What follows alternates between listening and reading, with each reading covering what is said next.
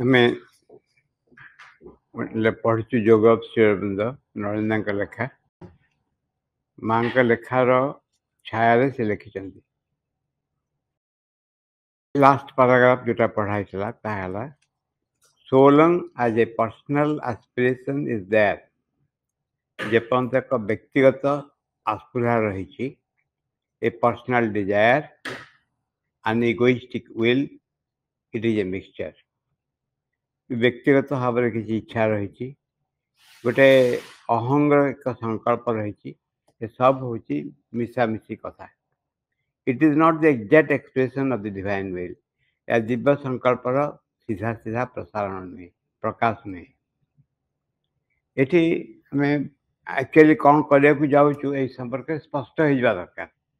The only thing that କାଉଣ୍ଟସ୍, ଯେଉଁ ଜିନିଷର କେବଳ ମୂଲ୍ୟ ରହିଛି, ଇଜ୍ ଦ ଡିଭାଇନ୍, ଭଗବାନ, ହିଜ୍ ୱିଲ୍, ତାଙ୍କ ଇଚ୍ଛା, ହିଜ୍ ମ୍ୟାନିଫେଷ୍ଟେସନ୍, ତାଙ୍କ ପ୍ରକାଶ, ହିଜ୍ ଏକ୍ସପ୍ରେସନ୍, ତାଙ୍କର ଅଭିବ୍ୟକ୍ତି।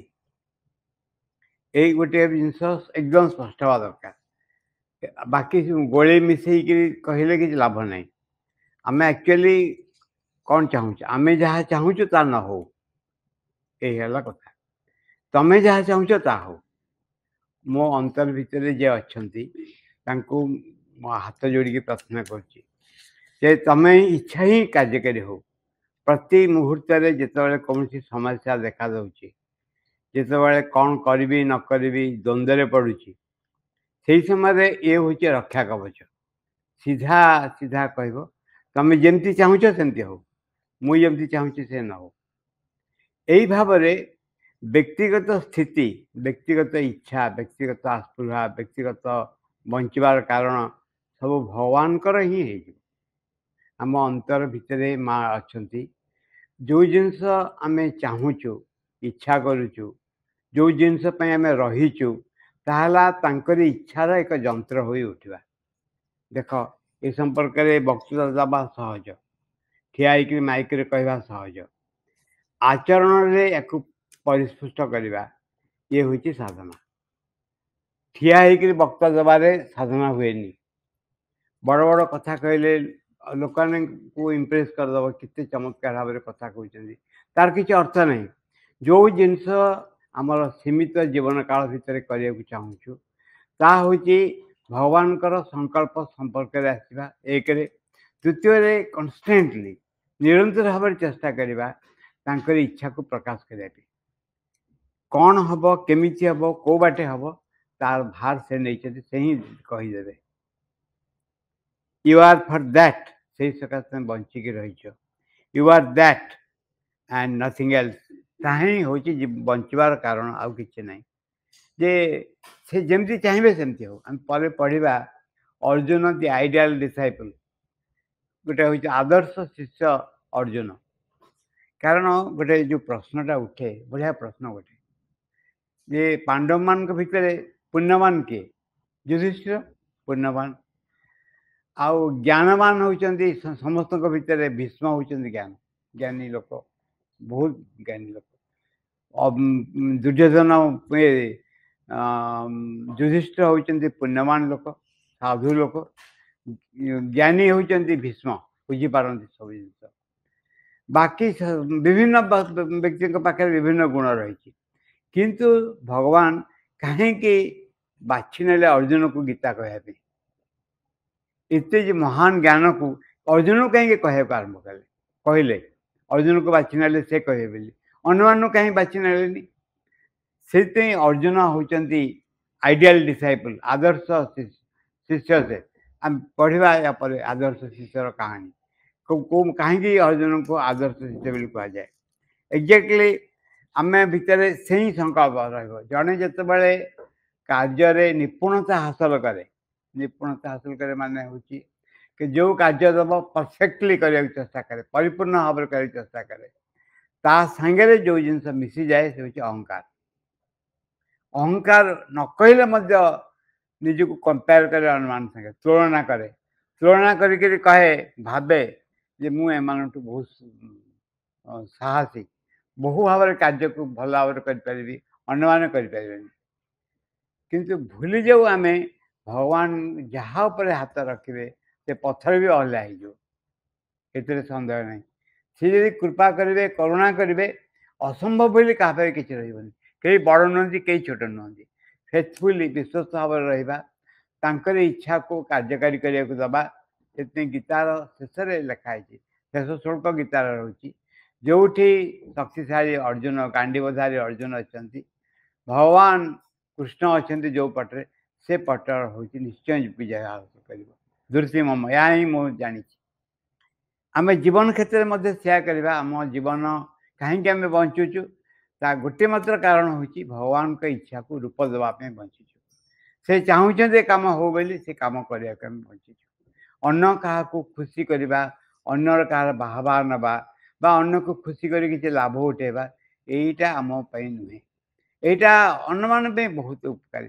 निज कहते आम जो सकाशे ये बंचीचु रहीचु सबू छाड़ी कम करने को सिद्धांत कर भगवान ही होती सबकि if there happens to be a feeling of I of ego जदि निज भितर एभली एक अनुभव आसे जे मुर गोटे आड्रेस अच्छी एवं से आड्रेस हूँ अद्भुत आड्रेस प्रत्येक को पचार प्रत्येक मु आ गए मुठू डिफरेन्ट प्रत्येक मुँह को गोटे रूप दिखाई कौन ना तार बापा अच्छा माँ अच्छा भाई अच्छा भौणी अच्छा सांग अच्छा किसी क्वालिफिकेशन अच्छी से मोर किसी डिस्क्वालिफिकेशन अच्छी किसी जाऊँ किसी न बुझुं कि न बुझुं यही हूँ मु अच्छा के देखी कि ये जो मु निज भितर अच्छी से किसी करें किसी से करें केमी किसी करें ना मु चाहूँगी ए पेनसिल टाक धरने मु धरनी मो हाथ धरी मु चाहूँगी मोबाइल टा उठापे मु उठेनी हाथ उठेला मु कौन कली ना हाथ को डायरेक्ट कली कहली मोबाइल टा उठाओ मोबाइल टा उठेला मु कौन टा कर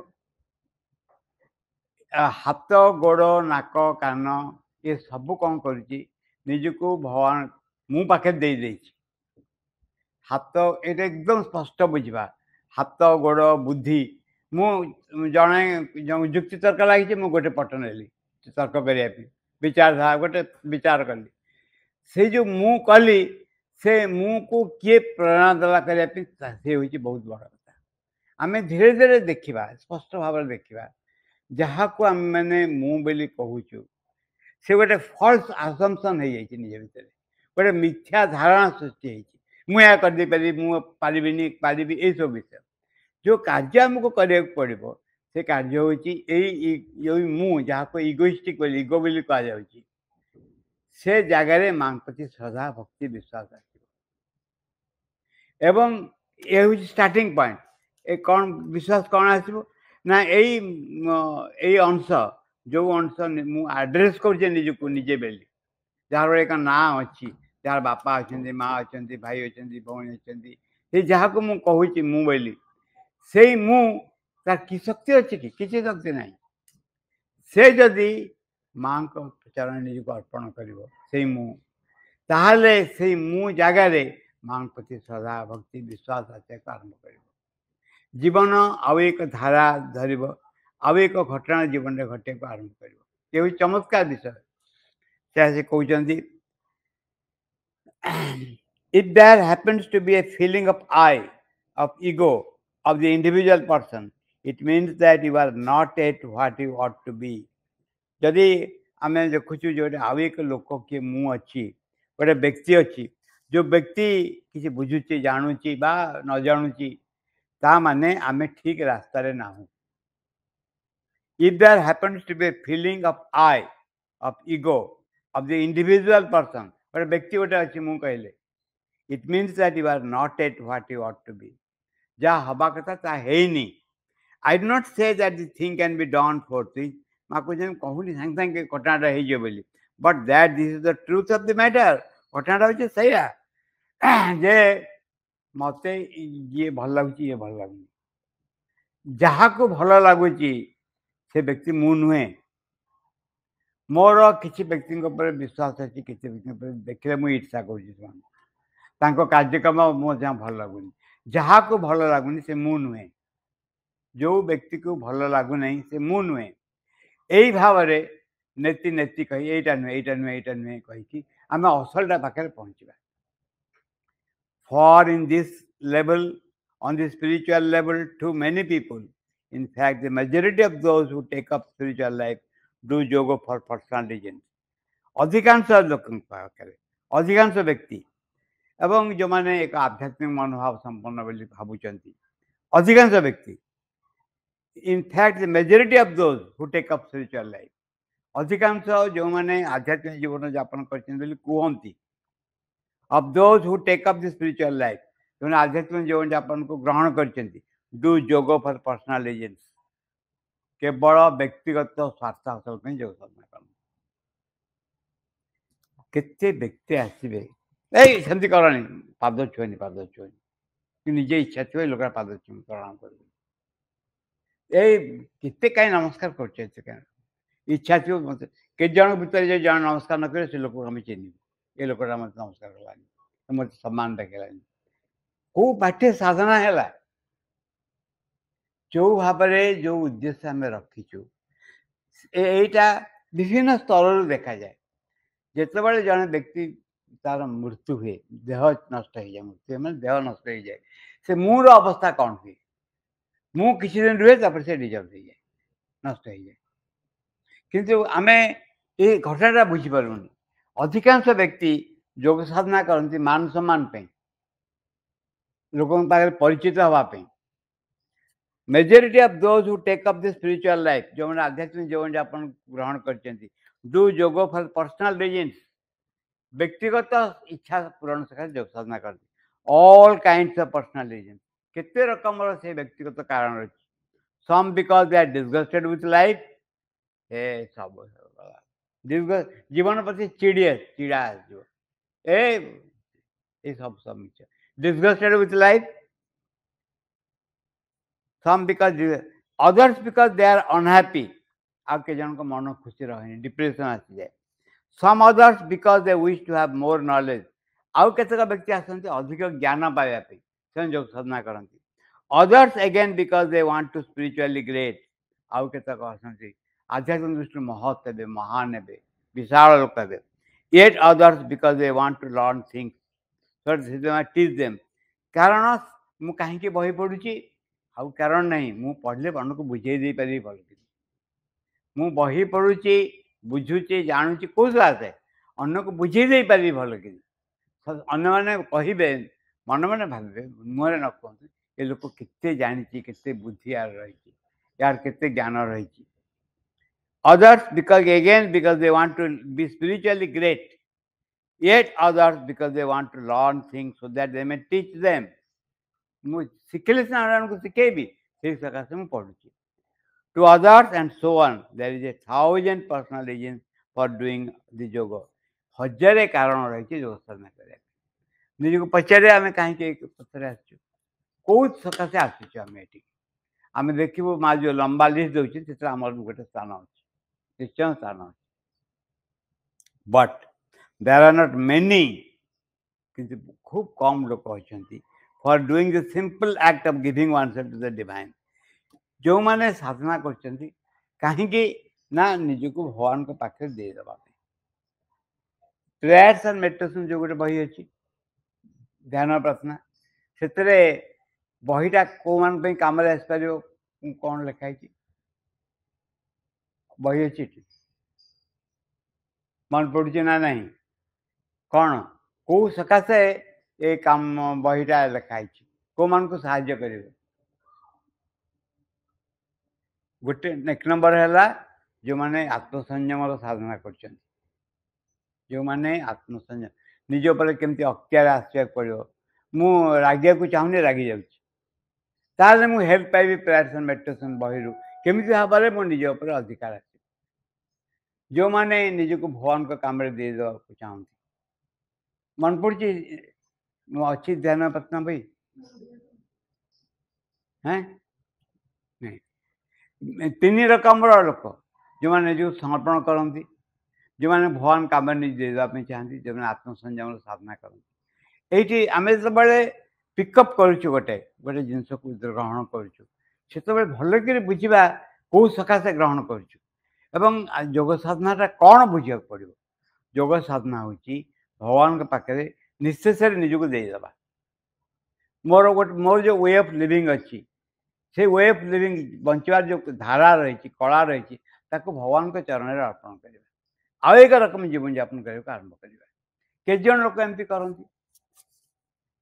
ସେ କହିଛନ୍ତି, but there are not many for doing the simple act of giving oneself to the divine. ନିଜକୁ ଭଗବାନ ପାଖରେ ଦେଇଦେବା ପାଇଁ ବେଶୀ ନୁହନ୍ତି, ଖୁବ୍ କମ୍ ଲୋକ ଅଛନ୍ତି, not many. This act in all its purity and consistency, ଏତେ ନିଷ୍ଠାପର ସହକାରେ, ଶୁଦ୍ଧତା ସହକାରେ ଏବଂ ଲାଗି ରହିବ, ଏଥିରେ ଲାଗି ରହିଥିବ, ଏହା ଏଇ କାର୍ଯ୍ୟ କରାଯାଏ ଯାହା ଫଳରେ so that the divine may take up one up, do with one what he wants. ଭଗବାନ ତୁମକୁ ନେଇଯିବେ, ଯାହା ଇଚ୍ଛା ତାର ତୁ କାମରେ ଇଚ୍ଛା ବ୍ୟବହାର କରିବେ। ମୋର ଯଦି ଘର ଓଳିଆ କାମ ଦିଆଯାଏ, ମୁଁ ତାକୁ ହିଁ କରିବି, କାରଣ ଭଗବାନ ଦେଇଛନ୍ତି ଏବଂ କେହି ବନ୍ଦ କରିପାରିବେନି ମୋର ହାଏଷ୍ଟ ଲେଭେଲକୁ ଯିବା ପାଇଁ। ମୋ ଜୀବନ ପ୍ରତ୍ୟେକ ବୁଝିପାରିବେ ତାଙ୍କ ଜୀବନର ଲକ୍ଷ୍ୟ କ'ଣ, ଏ ହେଉଛି ବଡ଼ କଥା।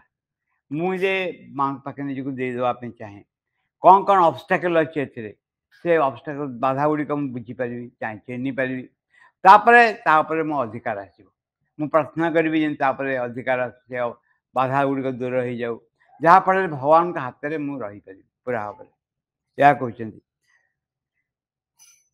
so that the divine may take one up and do with one what he wants. ଭଗବାନ ତୁମକୁ ଗ୍ରହଣ କରିବେ, ଯେମିତି ଚାହୁଁଛନ୍ତି ସେମିତି ବ୍ୟବହାର କରିବେ। with that you go straight to your goal. ଏହା ଫଳରେ ସିଧା ତୁମ ଲକ୍ଷ୍ୟ ପ୍ରାପ୍ତି ଆଡ଼େ ଯିବ, straight to your goal. ଯେଉଁ ଯଦି ଭଗବାନ ତୁମ ଜୀବନକୁ ଗ୍ରହଣ କରି ନେଇଗଲେ, ଆମକୁ ଭଗବାନ ଗ୍ରହଣ କରି ନେଇଗଲେ ଏବଂ ତାଙ୍କ ଇଚ୍ଛା ଅନୁସାରେ ଚଳିବାକୁ ଆରମ୍ଭ କଲେ, ଆମେମାନେ ଜୀବନ ସାର୍ଥକତା ସେଥିରେ ଆସିଲା। ଆମେ ଭଗବାନଙ୍କ ଆମ ଜୀବନ ଲକ୍ଷ୍ୟର ନିକଟତର ହେଲୁ। with that you go straight to your goal and never run the risk of making a mistake. ଭୁଲ ଆଉ ହବନି। risk of making a mistake କ'ଣ ହେଲା? ଆଉ ଭୁଲ ହବନି, ସେ ରିସ୍କ ନେବନି। କାହିଁକି ନା ଆମେ ନିଜକୁ ମାଙ୍କ ପାଖରେ ଦେଇଦେଇଛୁ, ସମ୍ପୂର୍ଣ୍ଣ ଭାବରେ ଦେଇଦେଇଛୁ। ଯଦି ଚାହୁଁଛୁ, ଆମର ଲକ୍ଷ୍ୟ କ'ଣ ହେଲା? ଲକ୍ଷ୍ୟ ହେଲା ନିଜକୁ କେମିତି ମାଙ୍କ ପାଖରେ ଦେଇଦେବା, ଏଇଟା ହେଲା ଲକ୍ଷ୍ୟ। ଏବଂ ଆମେ ଏଥିରେ କ'ଣ ବାଧା ଆସୁଛି ମୁଁ ନିଜେ ବୁଝିପାରିବି, ମାଙ୍କ କୃପାରୁ ବୁଝିପାରିବି। ମୋର ଯେତେବେଳେ ମାଙ୍କୁ ଡାକିବି, କହିବି ଏଇ ଉଦ୍ଦେଶ୍ୟରେ ଯେ ଦେଖ ମୁଁ ଯେମିତି ତୁମକୁ ନିଜ ପାଖରେ ଦେଇଦିଏ, ତୁମ ପାଖରେ ଦେଇଦିଏ, ନିଜକୁ ଦେଇପାରେ ତୁମ ପାଖରେ। ବାରମ୍ବାର ଏଇଟା ମୁଁ କହୁଥିବି, ବାରମ୍ବାର କହୁଥିବି, ମୋ ଦୈନନ୍ଦିନ ଜୀବନରେ ଏଇ ଗୋଟାକ କାର୍ଯ୍ୟକାରୀ କରୁଥିବି, ତାହେଲେ ମୋ ଜୀବନର ଲକ୍ଷ୍ୟର ନିକଟ ସମୀପବର୍ତ୍ତୀ ହେବି। But all the other motives are mixed up, tainted with ego, and they lead you hither and thither and far away from the goal. ଅନ୍ୟମାନେ ଆଉ ଯାହା କିଛି କହିଛନ୍ତି, ନିଜକୁ ଭଗବାନ ଚରଣରେ ଦେଇଦେବା ବଦଳରେ ଯାହା କିଛି କରୁଛନ୍ତି, ସେସବୁ ହେଉଛି ମିଶ୍ରିତ ମନୋଭାବ, ଅହଂ ଏବଂ ଯାହା ଅହଂକୁ ସହାୟ ତା ଦ୍ୱାରା ମିଶ୍ରିତ। you hither and thither far away from the goal. ଏପଟେ ସେପଟେ ଲକ୍ଷ୍ୟରୁ ବହୁତ ଦୂରରେ ଥାଅ। ତାହେଲେ ଆମେ ଆଟଲିଷ୍ଟ ବୁଝିବା ଯେ ଆମେ କେଉଁ ଜାଗାରେ ଠିଆ ହେଇଛୁ, କେଉଁ ଜାଗାରେ ଆମେ ଠିଆ ହେଇଛୁ। ଆମେ କ'ଣ ହୁଏ ନା ଭିତରେ ଯେ ଅଛନ୍ତି ସେ କୌଣସି କାରଣବଶତଃ ଡିସାଇଡ୍ କରନ୍ତି ଯେ ଲୋକକୁ ମୁଁ ନିଜକୁ ପ୍ରାପ୍ତ କରେଇଦେବି। କଳ୍ପନା। ଆଚ୍ଛା, କ'ଣ ଘଟେ ନା ଏଇ ଘଟଣାଟା ଘଟେ। ଉପନିଷଦରେ ଲେଖା ହେଇଛି ଯେ ଭଗବାନ ମିଳନ୍ତି, ଆତ୍ମା ସେ ତାକୁ ବି ଉପଲବ୍ଧି ହୁଏ ଯିଏ ଯାହାକୁ ସେ ବାଛି ନେଇଥାଏ। ଯଦି ଏଇଟା ସତ ହୁଏ, ଉପନିଷଦରେ ଏଇଟା ଲେଖା ହେଇଛି, ତାକୁ ହିଁ ଭଗବାନ ମିଳନ୍ତି, ଭଗବାନ ଯାହାକୁ ବାଛି ଦେଇଥାନ୍ତି। ତାହେଲେ ଏତେ ଡେଇଁବାର ଉଦ୍ଦେଶ୍ୟ କ'ଣ ଅଛି? ଆମେ ଷ୍ଟ୍ରେଟ୍ ପଚାରିଦେବା ତୁମକୁ, ତୁମେ ଚାହଁ କି ମୁଁ ତୁମକୁ ପାଏ ବୋଲି? ଯଦି ଚାହଁ, ସବୁ ଠିକ୍ ହେଇଯିବ। ନ ଚାହିଁଲେ ମୁଁ ତ ଘର ଲୁଗାପଟା ବାନ୍ଧିକି ଯିବି ଘରକୁ, ଆଉ ଚିନ୍ତା କରିବାର ନାହିଁ। ଏତେ ଅସୁବିଧା କାହିଁକି? ସେମାନେ ତ କହିଲେ ଇଟ୍ ଇଜ୍ ଏ ଗେମ୍, ଗୋଟେ ଖେଳ ଗୋଟେ। କିନ୍ତୁ ମୁଁ ଯାହାକୁ ହୁଏ ସଦୟ ଜ୍ଞାନତା ହୃଦୟରେ ଉଦୟ, ସେ ଯାହାକୁ ସଦୟ ହେବେ ଭଲ ମନ୍ଦ ଆଖି ଆଗରେ ଦେଖାଦେବ, ତାଙ୍କ ଆଗରେ ଶୋଇ ଯାଅ ନାହିଁ ତେହୁ ଦେହୁ ଜନାଇ, ସେଇ ତୁମକୁ ଜାଣେ ଯାହାକୁ ତୁମେ ଜଣେଇ ଦିଅ ନିଜକୁ। କିନ୍ତୁ ଯେତେବେଳେ ଅନ୍ୟାନ୍ୟ ଜିନିଷ ଆସୁଛି ସେତେବେଳେ ଜଣେ ଯଦି କହିବ ଯେ ମୁଁ ତମର ମୋତେ ଦେଖେଇ ଦିଅ ଯେ ମୁଁ ତମର ହେବି ବୋଲି, ତମେ ଡିସାଇଡ୍ କର, ପରିସ୍ଥିତି ଆରେଞ୍ଜମେଣ୍ଟ ହେଇଯିବ, ସବୁ ଠିକ୍ ହେଇଯିବ।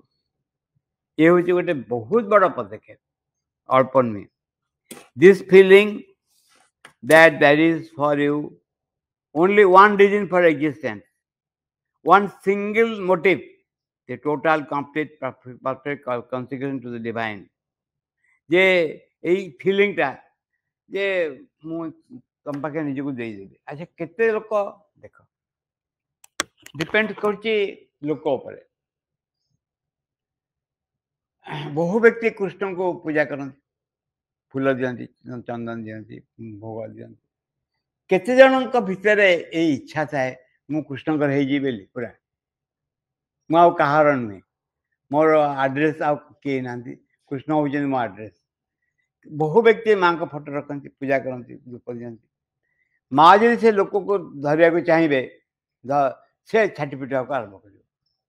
ଖାଲି ଛାଟିପିଟି ହେବାକୁ ଆରମ୍ଭ କରିବନି, ଯେମିତି ଜଣେ ଲୋକ ତା ହାତ ଧରିକି ଟାଣୁଛି, ଆର ହାତଟା ତା ଫ୍ରି ଅଛି ତ, ସେ ଟେବୁଲକୁ ଧରୁଛି, ଚେୟାରକୁ ଧରୁଛି, ଖଟକୁ ଧରୁଛି, କିନ୍ତୁ ତାଙ୍କ ଟଣାରୁ ରକ୍ଷା ପାଇବ ବୋଲି।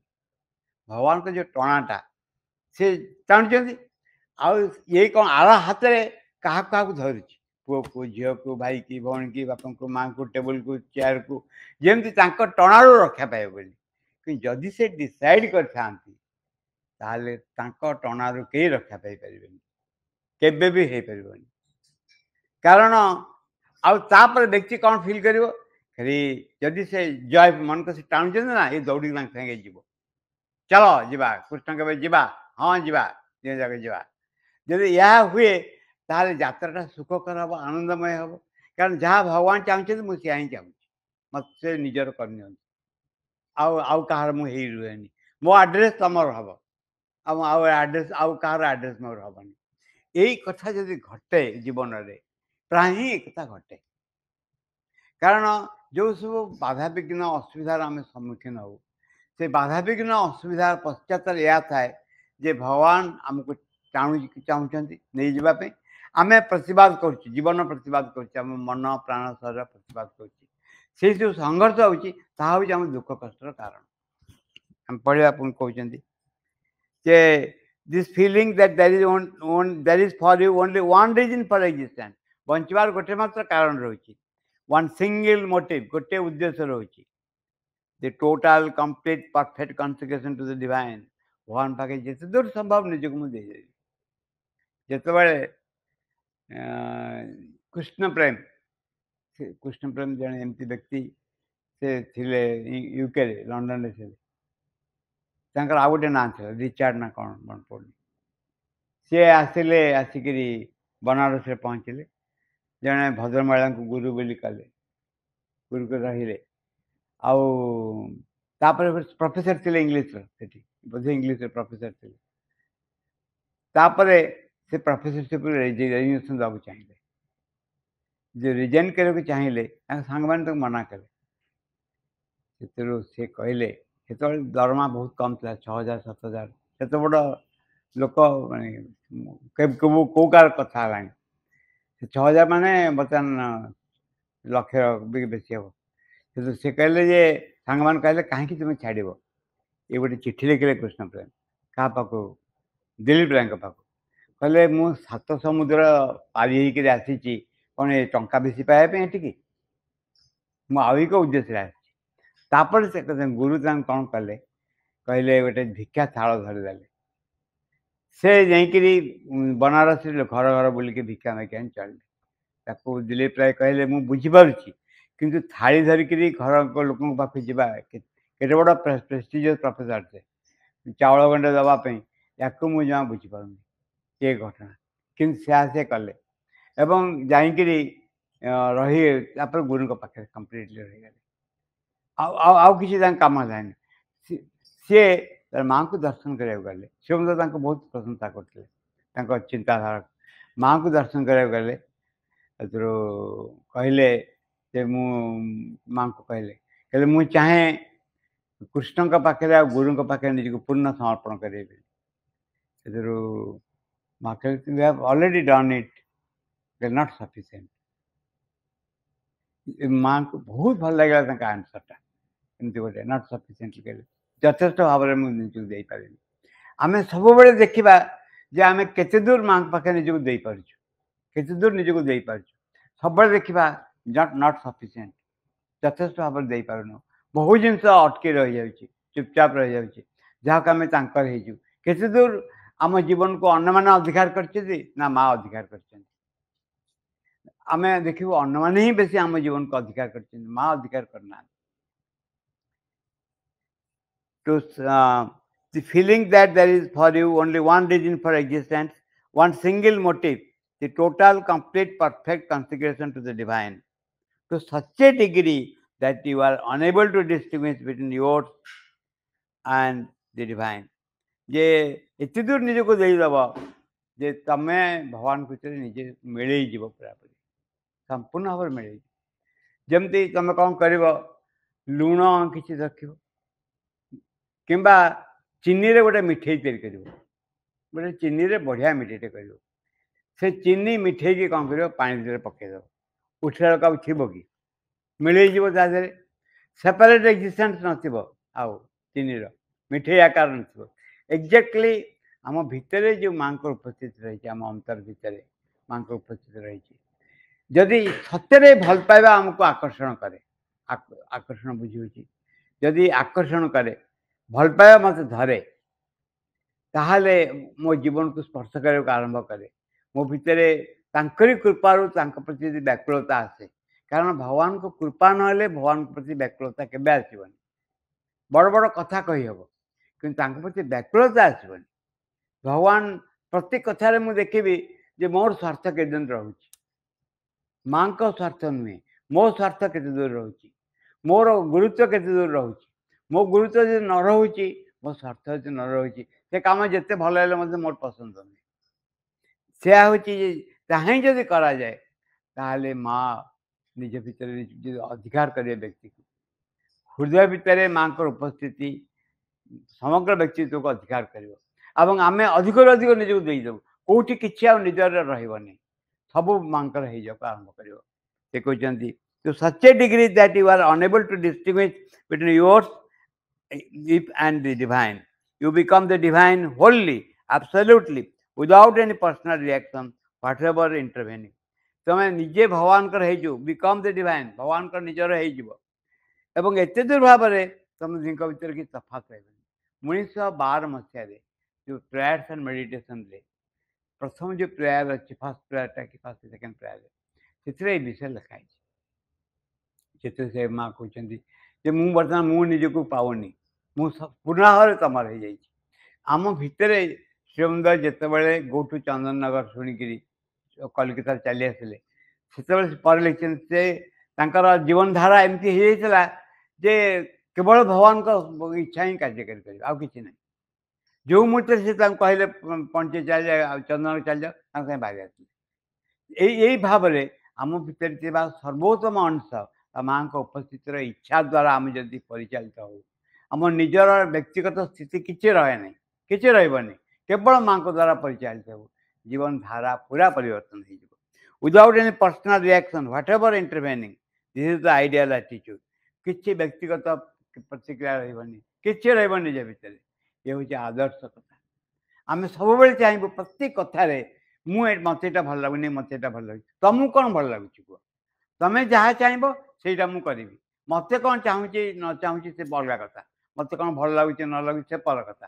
ମୋର ଭିତରର ଏଇ ଆକୁଳତା ଥିବ ତମରି ଇଚ୍ଛାକୁ କାର୍ଯ୍ୟକାରୀ କରିବା ସବୁବେଳେ। and that is the only one with which you can progress safely in life। ଏହା ଦ୍ୱାରା ହିଁ ତମେ ଜୀବନରେ ଯଥାର୍ଥ ଭାବରେ ଅଗ୍ରଗତି କରିପାରିବ। ସେଫଲି ହେଉଛି ନିରାପଦ ଭାବରେ। ଯେ ପ୍ରତି କଥାରେ ମୋ ଭିତରେ ଏଇ ଯେଉଁ ଆଟିଚ୍ୟୁଡ଼ଟା, ଏଇଟା ଜମା ଠିକ୍ ନୁହେଁ। ଏଇଟା ହେଉଛି ମାଁଙ୍କର ପ୍ରତି ଶ୍ରଦ୍ଧାର ବିପରୀତ, ମାଁଙ୍କୁ ଯେଉଁ ଭଲ ପାଇବାର ଏଇଟା ହେଉଛି ବିପରୀତ। ଏଇଟା ଆଇ ମଷ୍ଟ ନଟ୍ କିପ୍। ଏଇଟା ଯଦି ଯାଉନି, କାରଣ ଏସବୁ ଜିନିଷ ଯାଏନି। ଚିକିଟା ତେଲ କନା ଲାଗିଯାଏ, ଦେଖ ତେଲ ଲାଗିଗଲେ କନା ସହଜେ ଛାଡ଼ିଯାଏ, ଜମା ଯାଏନି। କେତେ ସାବୁନ ଫାବୁନ ଦେଇ ଖସିବାକୁ ପଡ଼େ। ଠିକ୍ ସେଇ ଭାବରେ କେତେ ଗୁଡ଼ିଏ ଜିନିଷ ଆମ ହୃଦୟ ଭିତରେ ଲାଗିଯାଏ, चेतना सहजरे छाड़ेनि जिते तेल दे घसुव तथापि टिके रोथुव टिके रोथुव टिके रोथुव एमती कि जितेबाला संकल्प कर कार्य करा पड़े बोली निरापद भाव जन जापर that is the only one with which you can progress safely in life protected from everything सबुठार तुम रक्षा पाई protected even from yourself कारण मोठू बड़ी बाधा विघ्न मुझे ही सृष्टि करे प्रोटेक्टेड फ्रॉम योर सेल्फ मो निज द्वारा ही निज ठारू सुरक्षित रही for of all danger the greatest is that which comes from one's own self one's egoistic self सबुठार बड़ विपद कौटे आसे निजर अहंकार मोर अहंकार जे कौन करे ये गोटे अहं शब्दर गोटे मे बोली अच्छी अहं मे आवय नु अस्माकम ना नुहे मे माने कौन अहंग मे आवय नु अस्माकम ना मे माने कौन मे हूँ मोर मे हूँ मोर से मोर कौन कह जाया में धन में भातुर में सब मे कहू कौन मे कह मोर हूँ मो टंका मोर हूँ शंख मोर हूँ भाई मोर भौणी मोर संपत्ति मोर ये मे किए किए छेली करे एमती मे हम काल रूपक बाघ थो धमकी धर धरिक नहीं धरिक टाणी तेणु कहुई मे हेनी सब ये हूँ कार्य जे जो कार्य करा पड़ो आम जहाँ जहाँ देखुचु निज भितर अनुभव कर सब माँ को चरण देदेबा एवं एंजॉय करवा माँ आमको केमती ग्रहण कर enjoy is the very right word माँ आमको निजर कर नौ धीरे धीरे एकदम निजर कर नौ इच्छा अनुसार चालन को छाड़ दौर।